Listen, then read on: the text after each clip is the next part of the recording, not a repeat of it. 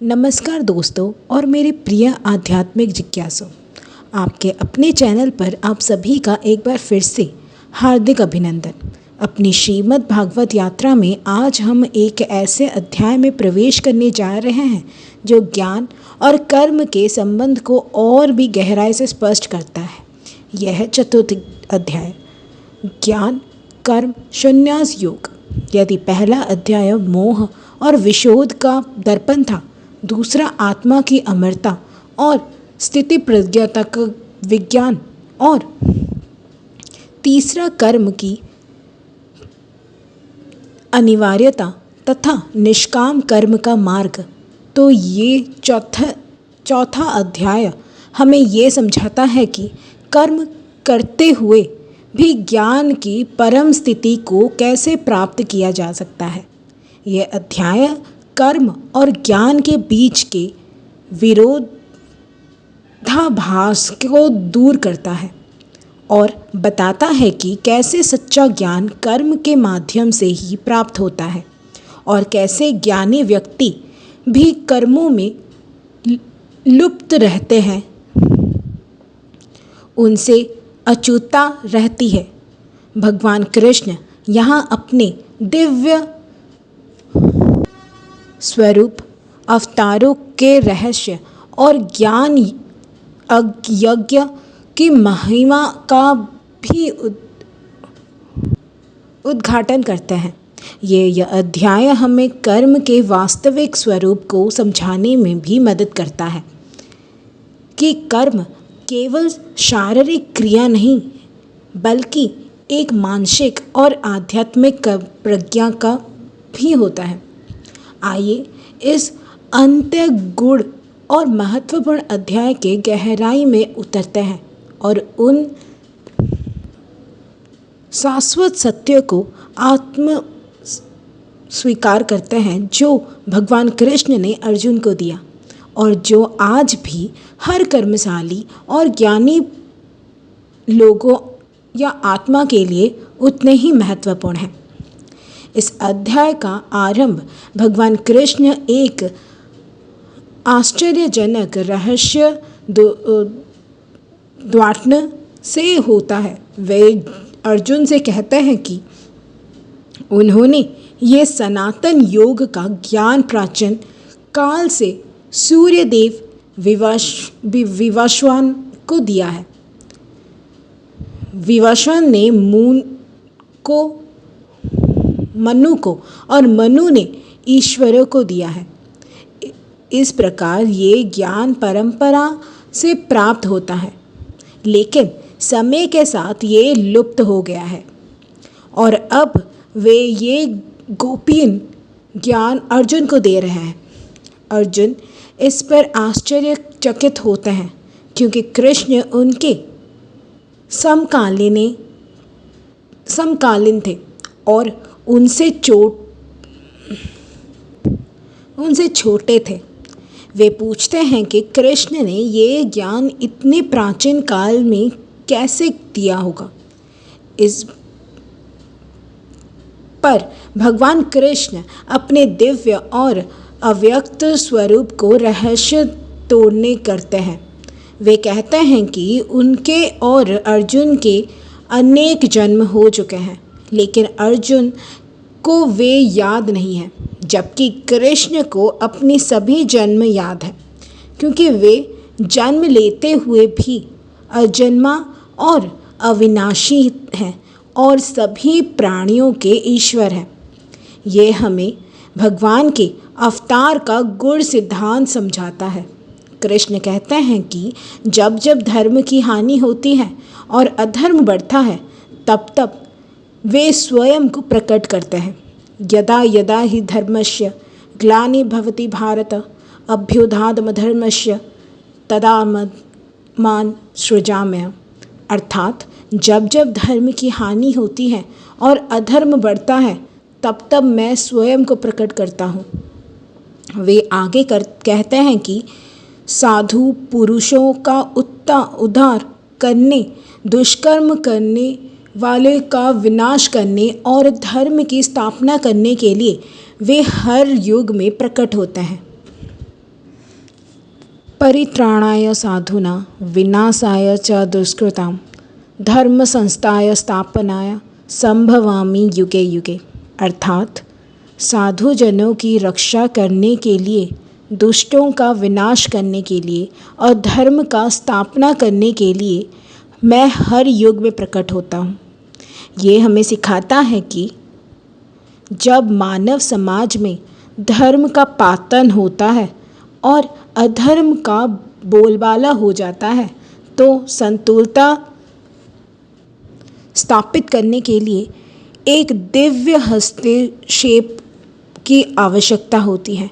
ये हमें ये विश्वास दिलाता है कि ब्रह्मांड में न्याय की एक आंतरिक व्यवस्था है।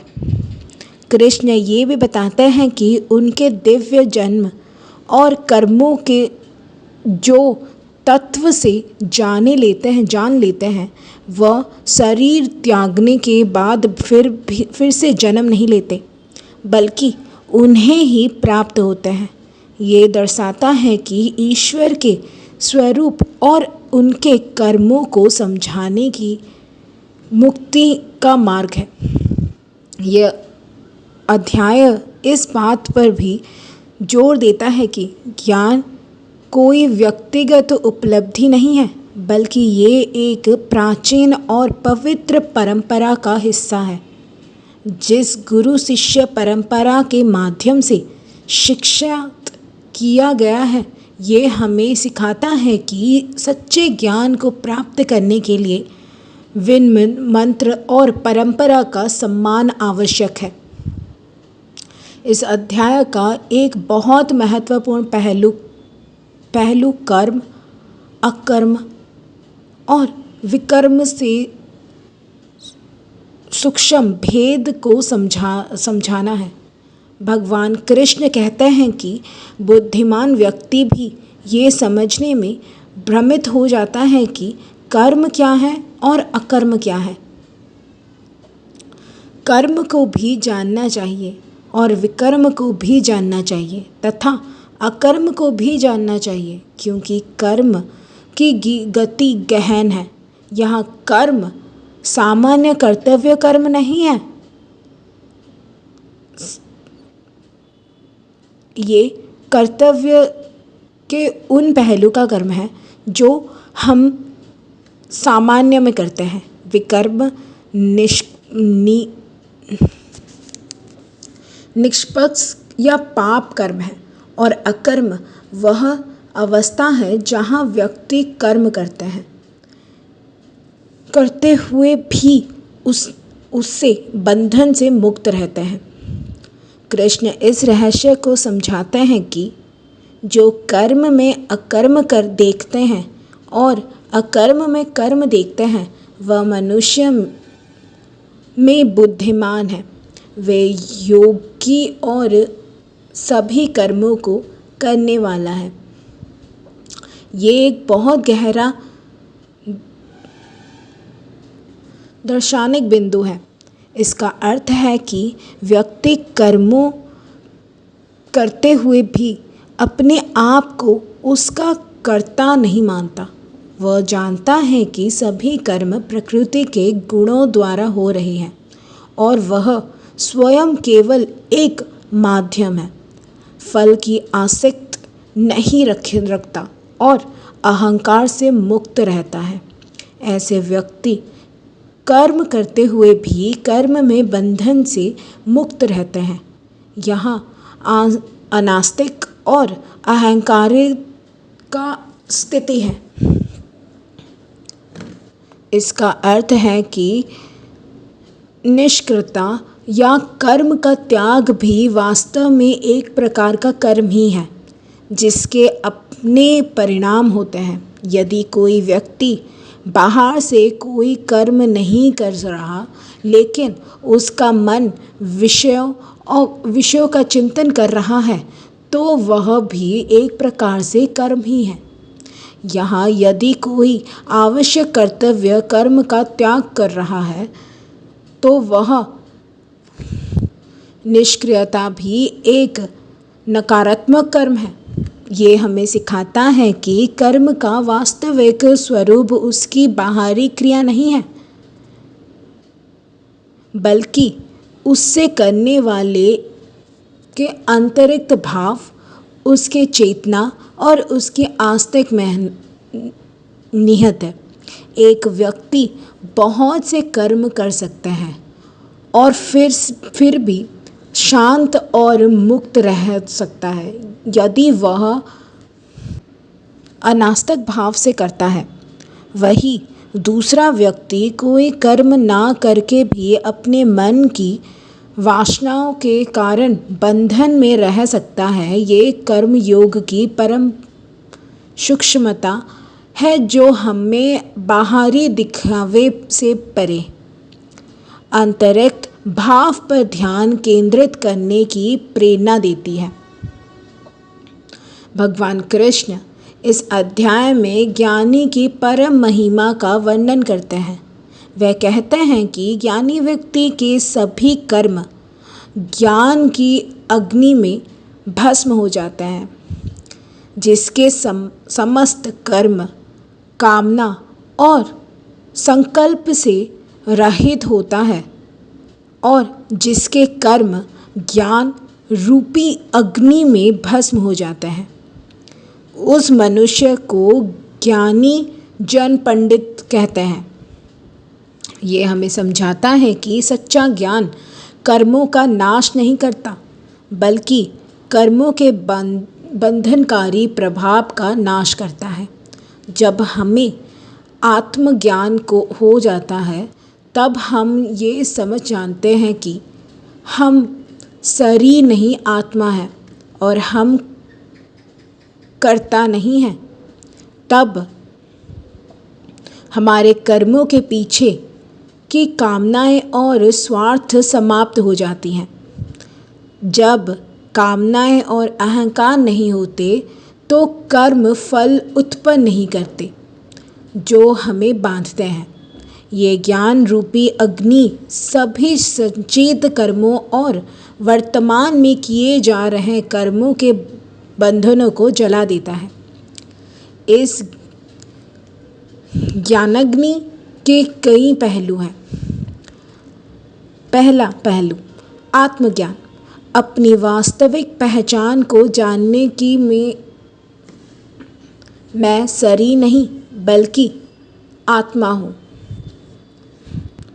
दूसरा पहलू अनासक्त, कर्मफल के प्रति आस्तिक का अभाव। तीसरा पहलू अहंकारीनता, मैं करता हूँ के भाव का त्याग। समाता मतलब चौथा पहलू सुख दुख लाभ हानि से समान भाव करना। जब ये गुण किसी व्यक्ति में होते हैं तो उसके कर्म उसे बांधते नहीं। ये हमें सिखाता है कि ज्ञान निष्क्रियता नहीं है, बल्कि ये कर्म करने का एक नया और मुक्त तरीका है। ज्ञानी व्यक्ति समझता और विश्व के लिए कर्म करता रहता है, लेकिन उसका हृदय हल्का और बंधन मुक्त रहता है। भगवान कृष्ण विभिन्न प्रकार के यज्ञों का वर्णन करते हैं, जैसे दिव्य यज्ञ, तपो यज्ञ, योग यज्ञ, शास्त्रों के अध्ययन से किए जाने वाले यज्ञ और ज्ञान यज्ञ। वे अंत में कहते हैं कि सभी प्रकार के यज्ञों में ज्ञान यज्ञ श्रेष्ठ है। हे परंतु अर्जुन, द्रव्यमय यज्ञ से ज्ञान यज्ञ श्रेष्ठ है। हे पार्थ, संपूर्ण कर्म अपने अंतिम रूप में ज्ञान में ही समाप्त होते हैं। ज्ञान यज्ञ का अर्थ है ज्ञान की प्राप्ति के लिए किए गए प्रयास, आत्मज्ञान की खोज और उस ज्ञान को दूसरों के साथ साझा करना। ज्ञान यज्ञ के श्रेष्ठ क्यों है?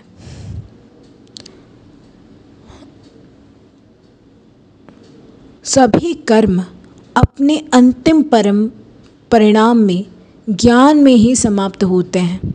यानी सभी कर्मों का अंतिम लक्ष्य ज्ञान की प्राप्ति और आत्मा साक्षात्कार है। अन्य यज्ञों में कुछ न कुछ भौतिकाय या कर्म का अंश जुड़ा होता है, जबकि ज्ञान यज्ञ सीधे अज्ञान के बंधन को काटता है और मुक्ति दिलाता है। ज्ञान सभी पापों और अशुद्धियों को नष्ट कर देता है, जैसे अग्नि इंद्र को जला देती है। ये हमें सिखाता है कि जीवन का अंतिम लक्ष्य ज्ञान की प्राप्ति और आत्म साक्षात्कार है। सभी हमारे प्रयास, हमारे कर्म, हमारी साधनाएं सब उसी ज्ञान की ओर ले जाते हैं।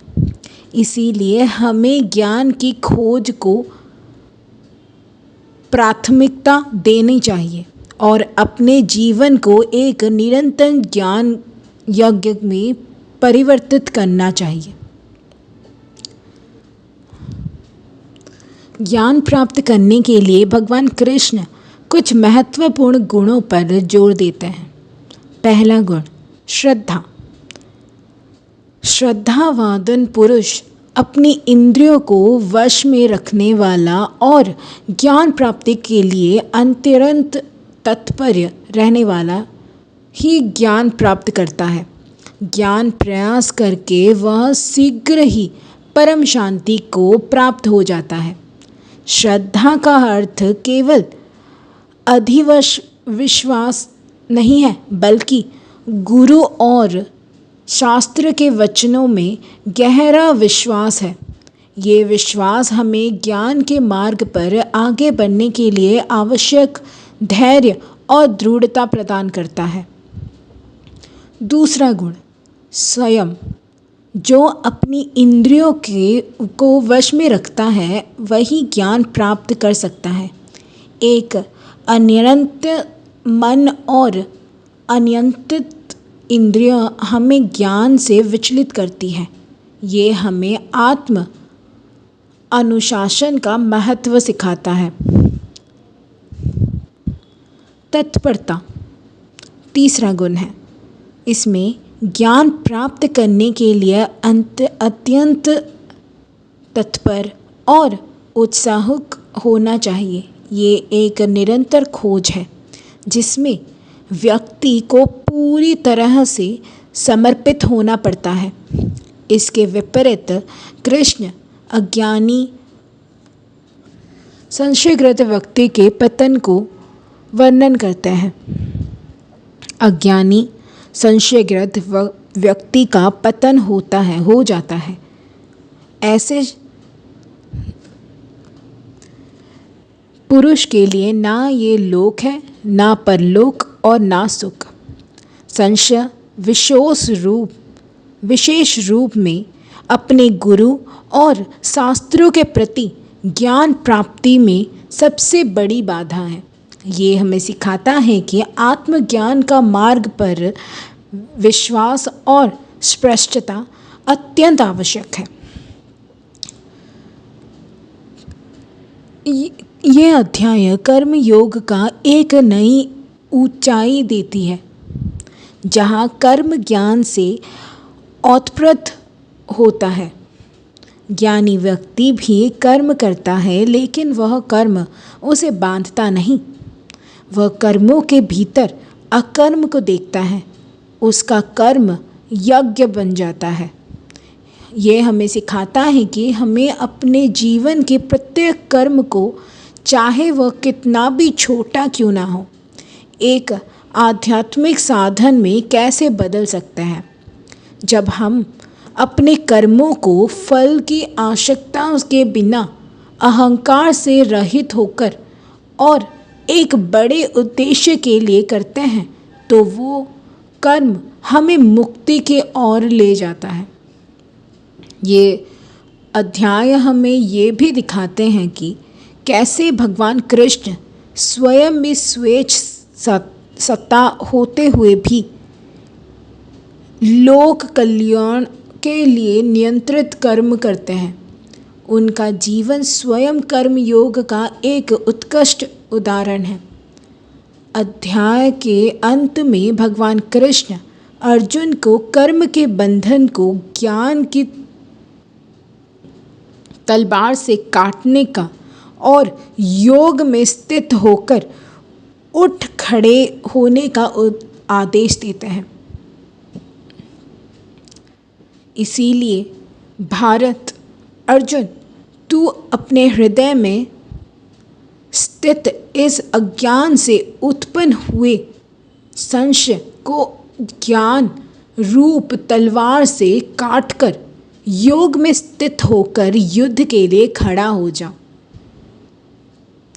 ये हमें सिखाता है कि ज्ञान केवल निष्क्रिय के लिए नहीं है, बल्कि ये हमें जीवन के संशोध से और दृढ़ता से कार्य करने के लिए आवश्यक करता है। ज्ञान हमें भय और संसार से मुक्त करता है। तो दोस्तों, श्रीमद् भागवत गीता का 4th अध्याय ज्ञान कर्म संन्यास योग हमें ये सिखाता है कि ज्ञान और कर्म एक दूसरे को के विरोध नहीं, बल्कि पूरक है। सच्चा ज्ञान हमें कर्मों से विरक्त नहीं करता, बल्कि उन्हें सही भाव और अनास्तिक से करने की क्षमता प्रदान करता है। ये अध्याय हमें एक ऐसे जीवन जीने का मार्ग दिखाता है जहाँ हमें संक्रियात में भी परम शांति और मुक्ति का अनुभव कर सकता है। आइए इन जीवन बदलने वाले गहरे शब्दों को एक बार फिर से देखें। ये अध्याय हमें ईश्वरीय हस्तक्षेप के सिद्धांत से परिचित करता है। जब अधर्म बढ़ता है और धर्म का पातन होता है तो परमात्मा स्वयं अवतार लेता है ताकि संतुलन बदल हो सके। ये हमें विश्वास दिलाता है कि ब्रह्मांड में न्याय की एक अंतर्निहित व्यवस्था है और हम कभी भी पूरी तरह से अकेले नहीं होते। ये हमें संकट के समय में आशा और विश्वास प्रदान करता है। कर्म का वास्तविक स्वरूप उसकी बाहरी क्रिया नहीं है, बल्कि उससे करने वाले का आंतरिक भाव और आसक्त में है। हम कर्म करते हुए भी अनासक्त और अहंकारी रहकर कर्मों के बंधन से अहंकारी ना रहकर कर्मों के बंधन से मुक्त हो सकते हैं। और निष्क्रियता भी एक प्रकार का कर्म ही है। ये हमें सिखाता है कि हम अपनी मानसिकता पर ध्यान केंद्रित करने चाहिए, ना कि केवल बाहरी क्रियाओं पर। सच्चा आत्मज्ञान कर्मों का नाश नहीं करता, बल्कि उनके बंधनकारी प्रभाव का नाश करता है। जब हम अपनी वास्तविक पहचान को जान लेते हैं और अहंकार तथा कर्म मानों से मुक्त हो जाते हैं, तो हमारे कर्म हमें बंधन नहीं, बल्कि हमें मुक्ति के ओर ले जाते हैं। ज्ञान हमें हमारे संचित कर्मों के फलों से भी मुक्त करता है। सभी प्रकार के यज्ञों में ज्ञान यज्ञ सबसे श्रेष्ठ है। ज्ञान की प्राप्ति और आत्म साक्षात्कार जीवन का अंतिम लक्ष्य है, क्योंकि सभी कर्म अंततः ज्ञान में ही समाप्त हो जाते हैं। हमें अपने जीवन का एक निरंतर ज्ञान की खोज में लगाना चाहिए। ये हमें जीवन के प्रति एक उच्च उद्देश्य प्रदान करता है। ज्ञान प्राप्त करने के लिए गुरु और शास्त्रों में अटूट श्रद्धा, अपनी इंद्रियों पे पूर्ण संशय और ज्ञान के प्रति निरंतर तत्पर आवश्यक है। संशय और अश्रद्धा ज्ञान के मार्ग में सबसे बड़ी बाधाएं हैं। ये हमें एक सफल आध्यात्मिक साधन के गुणों में परिचित करता है। ये अध्याय हमें ये भी सिखाता है कि ज्ञान हमें निष्क्रिय नहीं बनाता, बल्कि हमें भय, भ्रम और संशय से मुक्त करता है। जीवन के संसोध में दृढ़ता और विवेकपूर्ण ढंग से कार्य करने के लिए सशक्ता करता है। ज्ञान हमें अपने कर्तव्य को अधिक प्रभावी ढंग से निभाने को मदद करता है। तो दोस्तों, श्रीमद् भागवत गीता का 4th अध्याय हमें ये सिखाता है कि सच्चा ज्ञान कर्मों के त्याग में नहीं, बल्कि उन्हें सही समझ और सही भाव के साथ करने में है। ये अध्याय हमें एक ऐसे जीवन जीने का मार्ग दिखाता है जहाँ हमें अपनी हर क्रिया में दिव्यता और मुक्ति का अनुभव कर सकता है। ये हमें ज्ञान और कर्म के बीच के कथित विरोधाभास को दूर करने में मदद करता है। ये दर्शाता है कि वे वास्तव में एक ही सत्य के 2 पहलू हैं। ये अध्याय हमें ये भी याद दिलाता है कि हमारे कर्तव्य इस संसार से भागना नहीं, बल्कि हमें रहकर अपनी समझ और विवेक से, अनास्तिक भाव से अपने कर्मों को करना चाहिए। ये एक ऐसी मार्ग है जो हमें बंधन से स्वतंत्रता की ओर ले जाता है और हमें एक पूर्ण, सार्थक और आध्यात्मिक जीवन जीने की प्रेरणा देता है।